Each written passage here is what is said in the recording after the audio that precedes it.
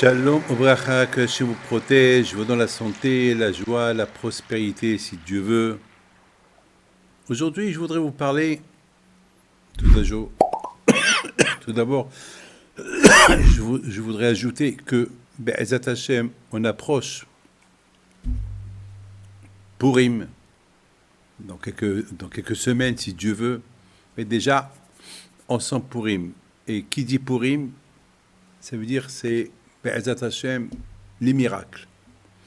Mes amis, aujourd'hui, je voudrais vous parler combien il faut s'associer du bonheur du prochain et combien il faut s'associer aussi du malheur du prochain. Lorsque quelqu'un il est dans la détresse, il faut le soulager, il faut lui donner des belles paroles, il faut l'aider.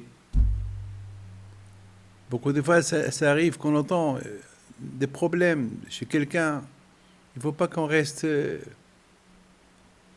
inconnu, comme c'est pas mon problème, c'est son problème. Vous savez, l'une des plus grandes mitzvot dans la Torah, c'est liyot noseh be'ol havero. Lever le fardeau que ton ami il porte, alléger son fardeau, lever avec lui le fardeau. On va beaucoup parler sur Yitro. Yitro, c'était le beau-père de Moshe Rabbeinu. Yitro, le bon Dieu l'a beaucoup aimé. Il lui a donné une paracha qu'elle porte son nom. Il y a une paracha dans la Torah, elle s'appelle Yitro. Et non seulement Hachem lui a donné une paracha, excusez-moi, mais Akadosh Baruch Hu, il lui a ajouté une lettre sur son nom. Avant, il s'appelait Yeter. Et Hachem, il l'appelait Yitro. Il lui a ajouté un Vav.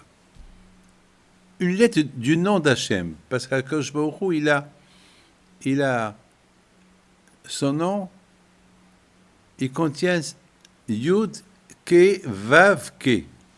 Et Hachem, il lui a ajouté une lettre à lui, il lui a ajouté à Yitro. Pourquoi?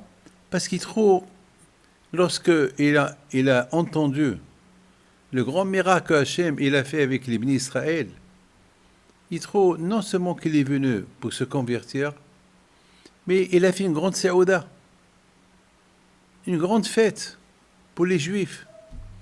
Il était heureux, il était content. Il avait la chair de poule lorsque Moshe Rabbeinu lui a raconté. Parce que vous savez, il y a une différence lorsqu'on entend une histoire et lorsque tu entends l'histoire de la personne elle-même. Beaucoup de fois, on me raconte des histoires. J'entends des histoires.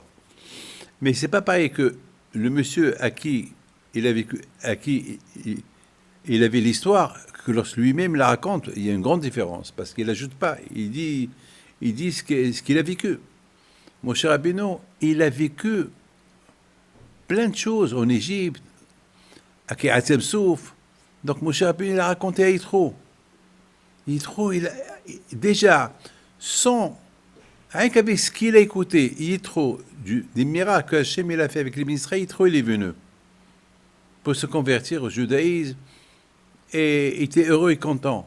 Mais là, lorsqu'il a entendu de la part de mon cher Rabbeinu lui-même, tout ce que lui, il a vécu, tout ce qu'ils ont vu, il était encore plus heureux. Ce que j'ai beaucoup aimé sur Yitro, c'est que je comprends très bien. Si quelqu'un, il lui arrive un malheur, et après, grâce à Dieu, ça s'arrange pour lui, il fait une fête, je comprends. Mais qu'un autre, il fait la fête pour quelqu'un à qui il a été sauvé du malheur, ça, j'ai jamais vu. J'ai jamais vu. Ça n'existe pas. Et Yitro, il a fait une grande saouda. Il était heureux, il était content du bien que Hachem il a fait aux Juifs. Et Yitro, il a compris une chose. Il a dit, ce que j'aime chez Hachem, il a puni l'Égyptien Mida Keneged Mida. Les Égyptiens, ils ont égorgé les Juifs. Ils s'est lavé avec le sang des enfants. Ils jetaient les enfants dans la mer. Et Hachem, il a puni avec de l'eau. Mida Keneged Mida. Lorsqu'Akadosh Baruch Hu, il punit quelqu'un, il est puni de la punition que lui, il a fait. Par il a puni les Juifs avec de l'eau, Akadosh Baruch Hu, il a puni les Juifs et les Égyptiens avec de l'eau. Par il vénérait, l'Égyptien il vénérait le Nil. Le Nil, c'est le grand fleuve, le Nil, un fleuve de 6000 kilomètres. Et Akadosh Baruch Hu, il a puni ce fleuve-là, il s'est transformé en sang. Ça, ce que Yitro, il a entendu.